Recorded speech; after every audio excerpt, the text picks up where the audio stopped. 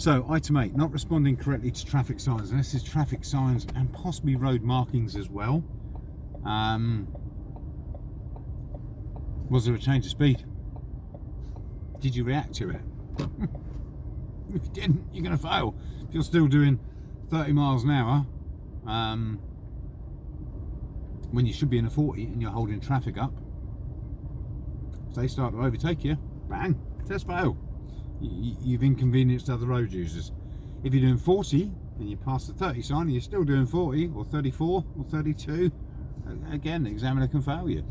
Once you pass that line, literally that line where the two signs are opposite each other, imagine a white line there, and you should be at that slower speed before you get to that line.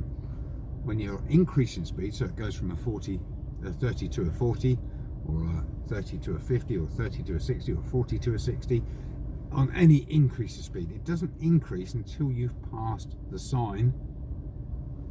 So if you're in a 40 and a national speed limit sign comes up, it doesn't become the national speed limit until you've crossed the line. Yeah, so always imagine this side of the line it's 40, that side of the line it's 60.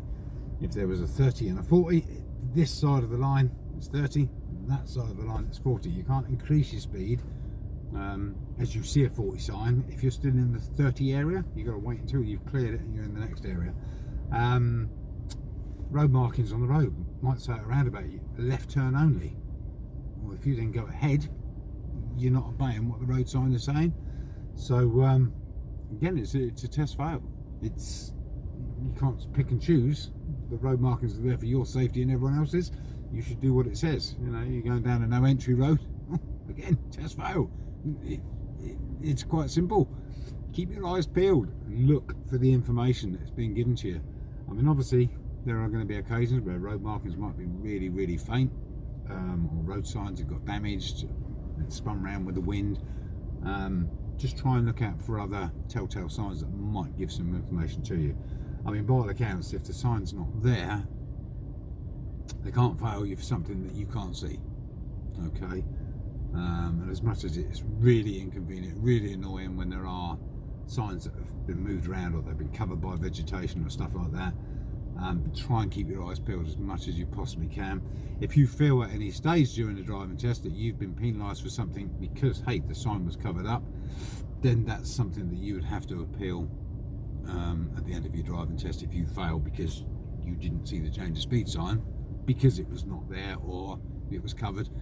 That's a justified reason, just because the examiner might know that that's where the change of speed sign should be. He can't fail you for something that isn't there, and if he did, then you'd have to appeal that particular situation. Likewise, road markings on the road. Again, examiners will know their areas extremely well, but by all accounts, if the road markings weren't clear, you possibly have grounds for putting in an appeal. Okay, so as much as what I've said is enough really to explain that subject, I will try and get a couple of little bits whilst I'm driving around that I can sort of highlight to you what you should and what you shouldn't be doing. Okay, so I'm going to drive on, and if I spot any, I'll edit the video footage just so it shows you where they are.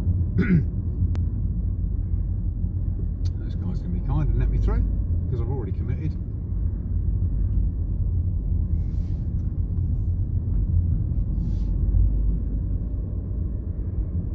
Silly little signs like this, you know, we've got a double bend sign, we've got a frail people, disabled people sign. The things that we should be looking out for. Shouldn't be ragging it down here at stupid speeds when I've already been told there's double bends and there's potentially disabled people around. Giveaway time. Why would I be ragging my speed up to a giveaway time when I've been given early notification? Silly things like that. This is what your examiners are going to be watching, that you're watching out for. Okay, there's a gap for me to go. I'm taking it.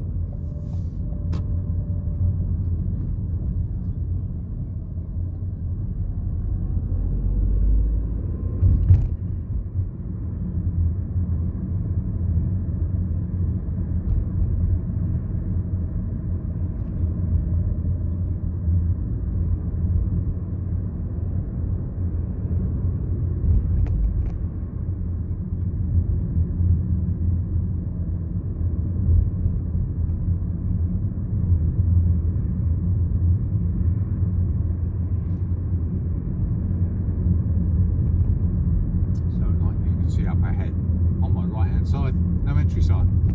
I start putting on an indicator and try turning down that road. It's a test fail.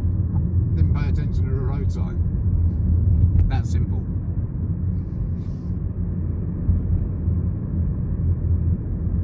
So, looking at the sign up ahead of me, just in front of the traffic lights, I can use the left lane for going left and ahead, and I can use the right lane for going right. So if I tried using the right lane as I approach, and then try turning left, they're going to fail me. It's as simple as that. This lane and the arrow that is in this lane says ahead only. Now, theoretically, I can go right. So it always annoys me slightly that there's not a ahead and a right arrow at the same time. But on this situation, I am going to go ahead. And again, this lane showing ahead, left lane showing left. So again, I can't use this lane and turn left. Going round and roundabout, just checking, give an indication to exit, and off we come. So currently I'm in a 30. Change the speed sign's 40. I can't increase my speed until now. I've crossed those two signs, which means I can now do 40 miles an hour. If I was doing 40 before I got to them, it's a test fail. It's as simple as that. And the DVSA have to be the ground point for setting those rules. If they turn around and said, oh yeah, we'll let you do 32, 33 before you get to the 40, well, they're sort of endorsing the fact that you can do that at any time. So they have to be hot on it. They've got to set the precedent of what the law is. If you're exceeding the speed limit, they're going to fail you. It's as simple as that. And this whole game that people seem to think, oh yeah, you're allowed 10%. It's a load of rubbish. Yes, there is possibly going to be some ground for a calibration on a vehicle and a tolerance between different manufacturers, but it's not gospel. Different police authorities will have a tolerance, but for everyone just to naturally think, oh, it's 10% plus 3 miles an hour, I mean, where these figures have come from, it's just mind-blowing. It's 30 to 30, 40 to 40. Do what your car's telling you you're doing relative to the road you're on. You're not going to go wrong. You're not going to get fixed penalty notices and points on your licence. Just abide by the rules.